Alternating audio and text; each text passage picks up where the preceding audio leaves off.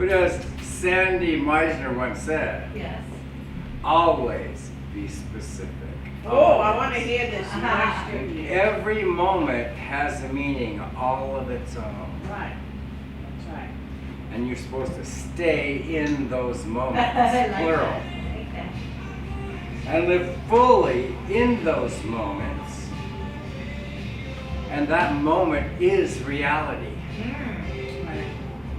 And you listen, observe, listen, really look, listen, concentrate, and listen.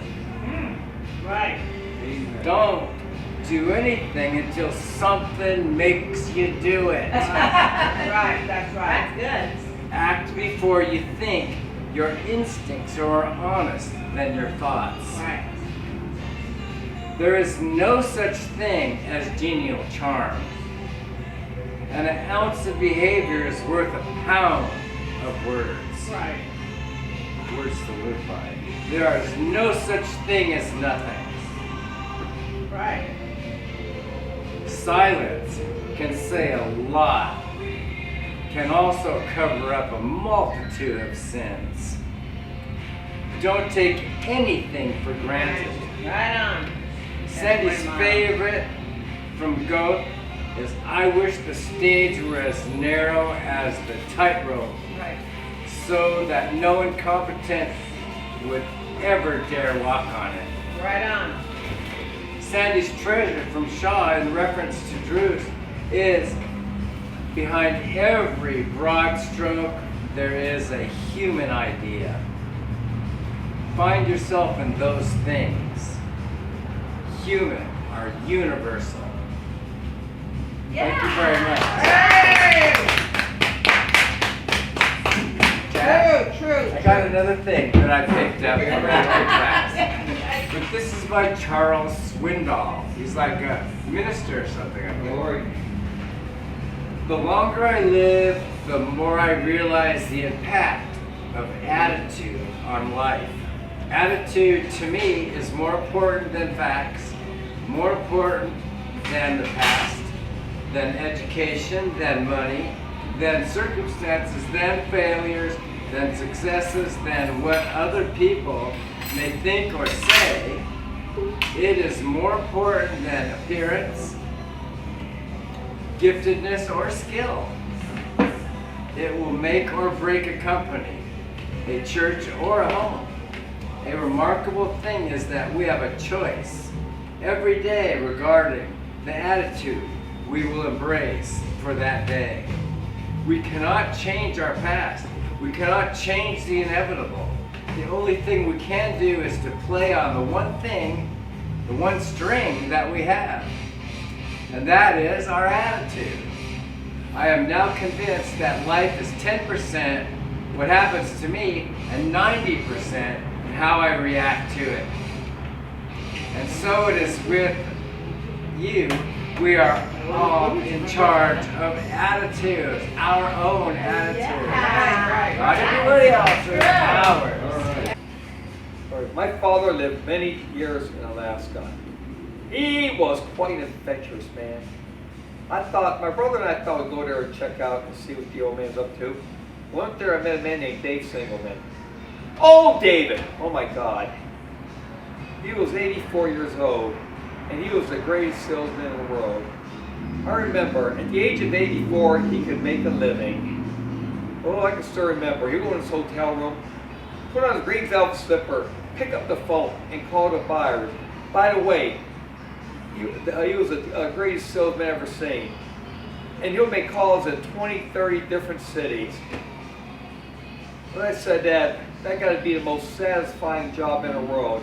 Who could be more rewarding to go at the age of 84, 20 different cities? By the way, he died of a death of a salesman. And a smoker going to New York, Hartford, New Haven, and Boston. And a smoker, at the funeral there was hundreds of buyers and sellers there. There was respect to it, Howard. There was gratitude and reward, but it's now all cut and dry. You see what I mean? They don't know me anymore. conversation you're having with Harry, okay? All right. And take your time. Do it again? Yeah, we're gonna do it over. All right, Do ready? it from Okay. the top. So, where are you just coming from? Where we come from? Yeah. Did you have an argument with somebody? What No, happened? No, talking to What?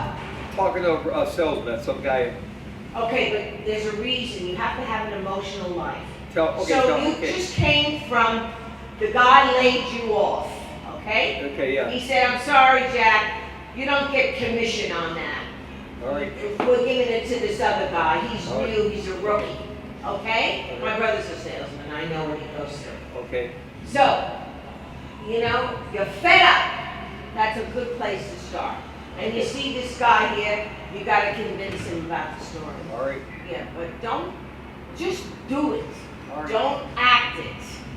Do it. Harry, look at him so you can see Okay, it. ready? Okay, ready? Okay, action. My father lived many years in Alaska. Oh, he was quite an adventurous man. My brother and I, we decided to go up north and check him out. When I went there, I went in the Parker house, and I met a man named David Singleman. Oh boy, oh David.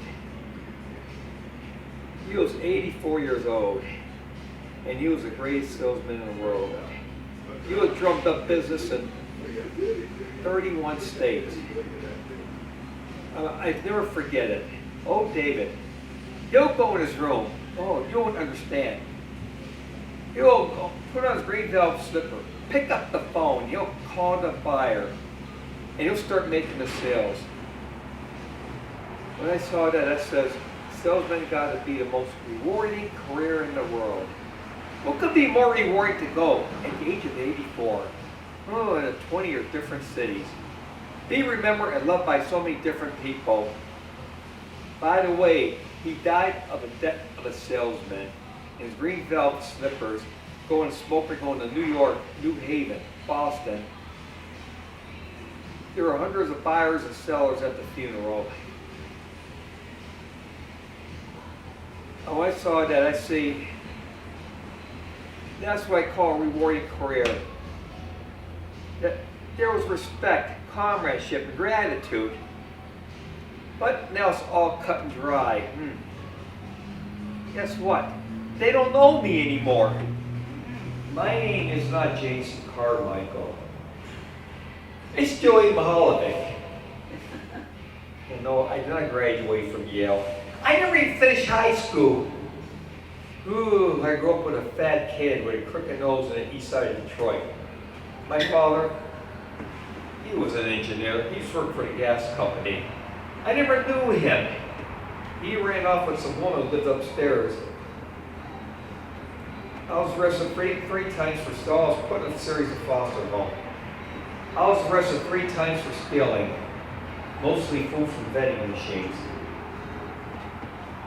Do you know who I really am? I'm a totally manufactured man. I know who I was, so I become someone else. So here I am, the most glittering party planner in the world. I saw that. All right, I was afraid of you losing you. No, I'm not jealous of Leo. I was just afraid of losing you. What you just saw was a man who just made an ass of himself and couldn't regret it more. My name is not Jason Carmichael. It's Joey Mahalovic. No, I did not graduate from Yale. I never even finished high school. My old man, he was an engineer. He used to work for a gas company. I didn't know him because he ran away to some woman that was upstairs. I was put in a series of foster homes. Guess what? I was arrested 3 times for stealing, mostly food from vending machines. Do you know who I really am? I'm a totally manufactured man. I didn't know who I was, so I became someone else. So here I am, the host of the most glittering dinner parties in town. I never believed it. All right, I can't believe why a girl like Elsa would marry me. Here I am, hitting middle age. Oh boy. No, I'm not afraid of losing you. I'm just angry at Leo. What you just saw was a man who just made a jackass of himself and couldn't regret it more.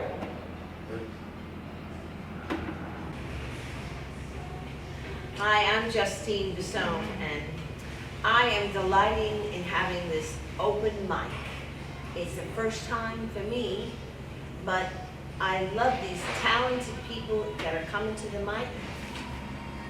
The best thing about the future is that it only comes once a day.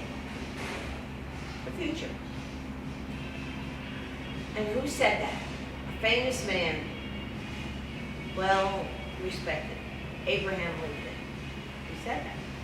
He said the best thing about the future is that it only comes one day at a time.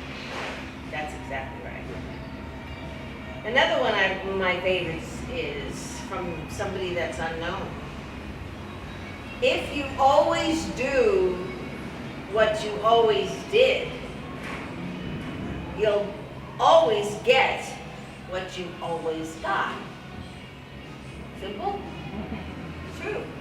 Think about that. If you always do what you always did, you'll always get what you always got. Huh? Somebody. Unknown, but I think it's pretty nice. Because we all get stuck places, you know. Stuck places, meaning we're stuck in a place that we're not doing something that we really want to do. Okay. Anyway, nobody goes to work to do a bad job. That was Edward Deming. Nobody goes to work to do a bad job. That's right. So we should go to work and do a good job and be positive that we're going to do our best. I threw that in there. Work keeps us from 3 great evils. You know what they are? Boredom, vice, and poverty.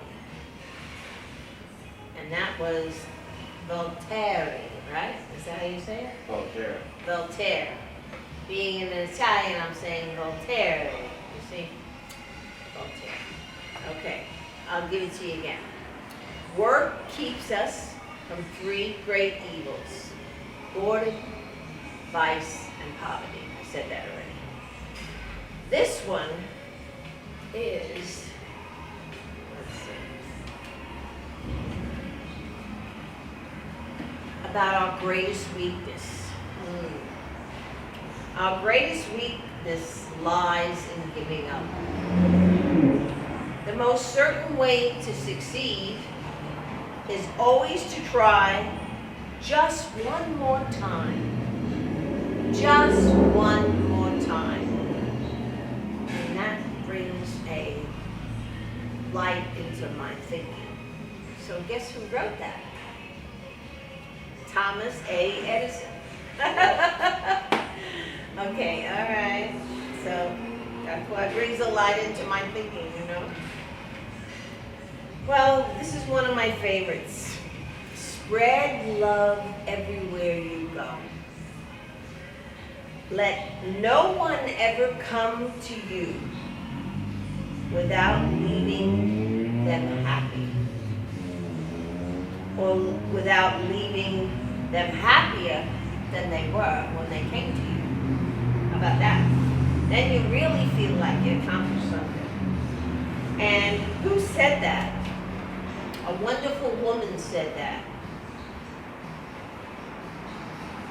Mother Teresa, right. All right. You got it. If I was given a prize, you would get it, Jack. Right. Okay. Anyway, the prize is in the doing. Spreading love, right? Prize, the reward, everywhere you go. I have a friend, she happens to be a poet, that gives me so much love just listening to me and saying the right things that I need to hear. But then she tells me, well, it's something I believe in, but I want to give it to you. So it's a great, great thing to have a friend like that. And I wish that for all of you. Okay, so that's the end of that little journey of good things done, created ideas to keep us positive. Because I like being positive. Now I want to read about success for you, okay?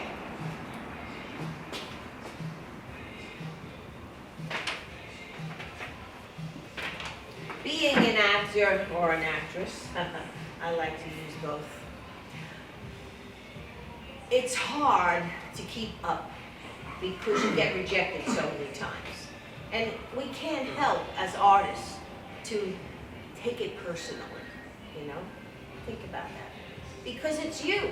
You take it personally. But if you don't and realize that they're there for whatever their vision is of what they want, when you go to casting and you go on a call, just know you're going to bring what you can bring to them. However you see, like some of us doing these caricatures, right? You bring yourself to it, though. That's the most important thing. And let it show. And you know that expression, let your light shine? I like that. So here's one that I picked up about success. A success is one who decided to succeed and worked. You decided to succeed and worked. That means you worked on it, right? A failure is one who decided to succeed and just wished on it. Didn't work at it, but just wished he could be something that he wasn't. And then he or she didn't do any work on it. It's not going to just drop in your lap.